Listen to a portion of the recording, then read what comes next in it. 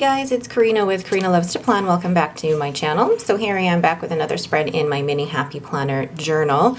This is the horizontal layout that I use as a journal. Just going to flip quickly to see what it looks like once it's properly filled in.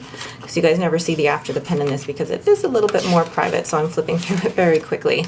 But I do use it as a journal. So this is the last week of September, first day of fall here, and what I'm going to actually do is do some stamping. I'm going to take some stamps that I got from Sweet Stamp Shop last year, and this was the, what was this one called? The Flying Squirrel, but I love all the leaves in here, so I'm going to go ahead and stamp, but I'm also going to bring in some of my Tombow Dual brush pens to color them in. All right, let's get started. So I decided to do this as a voiceover just because stamping itself can take a long time and coloring in can take a long time, so it can seem a little repetitive, but I thought I'd do this as a voiceover just to make things quicker for you. The first thing I did there, as you saw, was cover up that blue part in the corner that didn't seem to match with the rest of the spread. It's one of the things that I wish that the Happy Planner would take out because I don't like having colors on the pages already. I am team neutral.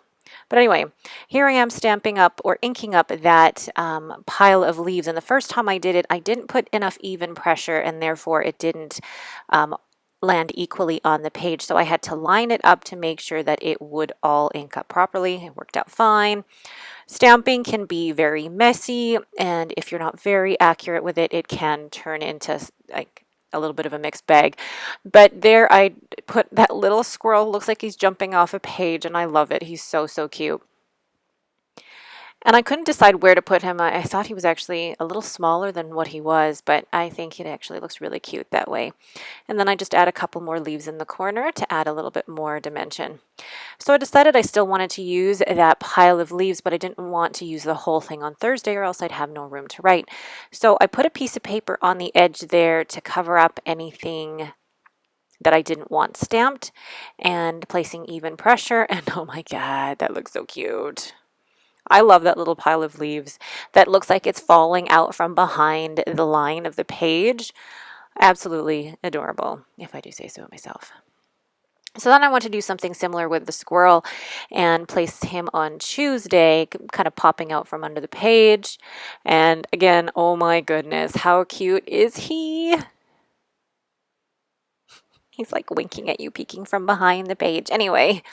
And then I'm going to take some of these singular, I say florals, but leaves, singular leaves, and placing them around the page. I wanted to create little clusters of leaves because I knew that I was going to use the colors red, orange, yellow, and green. So I wanted to create clusters where I could use one of each color for the leaves.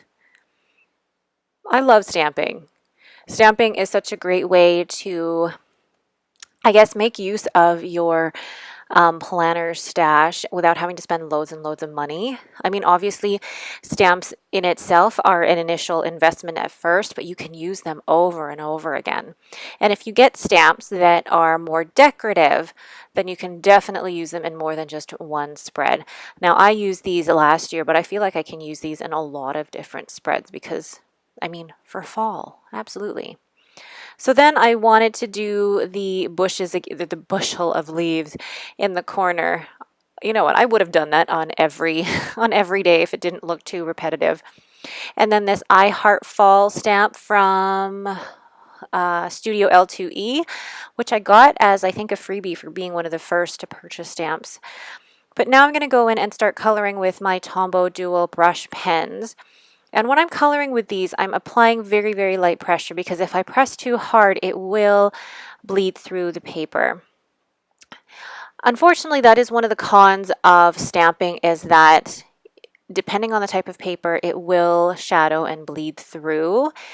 So I really had to be careful with how hard I pressed on each of the stamps, trying to find that balance between making sure that the stamp evenly was on the paper, but not pressing so hard that it went on the other side. So here I am coloring all of the leaves and trying to alternate between the red, orange, yellow, and green. I still wanted a little touch of green in there because part of me is still very unwilling to let go of summer. Although as I'm doing the voiceover for this, it's supposed to be like 21 degrees Celsius today, which is so different from this time last year. This time last year, it was actually snowing.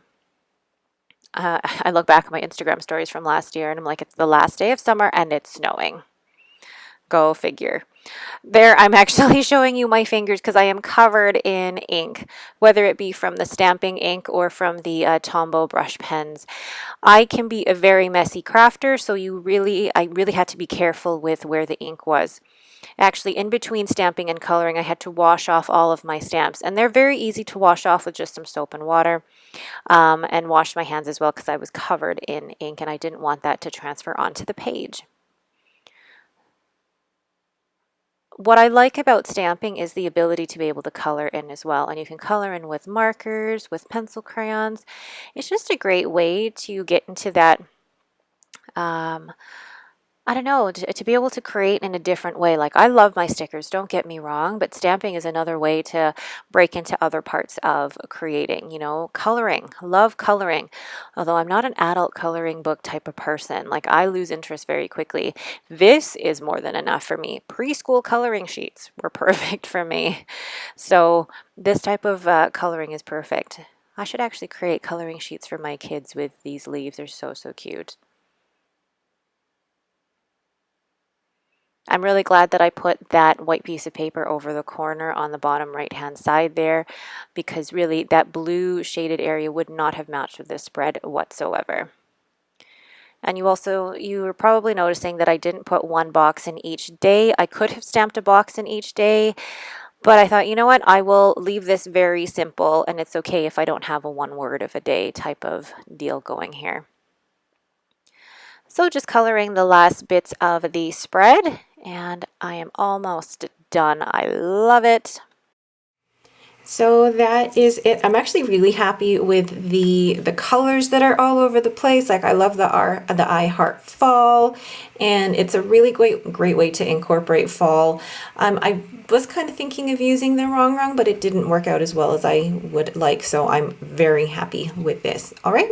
So that is it for me. Thank you guys so much for watching. If you have any questions, please leave them in the comments below. If you like this video, please leave me a thumbs up and don't forget to subscribe. Thanks for watching and have a great day.